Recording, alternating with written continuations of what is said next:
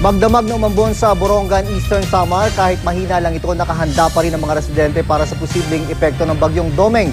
Kaugnay niyan, may live report si Isay Reyes.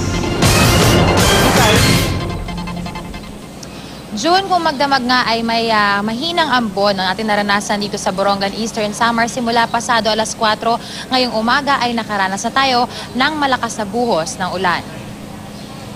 Malamig din ang simoy ng hangin at nananatiling may kalakasan ng hampas na mga alon sa dagat. Hindi naman daw nangangamba ang ilang residente sa kilos ng dagat dahil normal na raw ito para sa kanila, pero nananatili pa rin silang handa sa posibilidad ng malakas na ulan at hangin.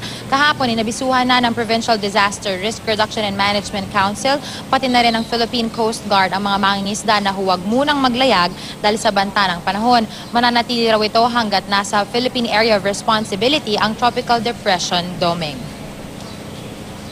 Pauwi na po kami, pauwi. Okay. Opo. Pero yung ganitong alon, yung ganitong hangin, hindi naman to kakaiba. Hindi naman katulad sa nakaraang bagyong Yolanda na nakakatakot talaga. Ba talaga yung hangin doon? Oo. Okay. Sobrang lakas naman po yung hangin ng bagyong Yolanda kaysa sa ngayong Pero sa inyo, doble ingat na lang din. Oo, dobling ingat na lang po.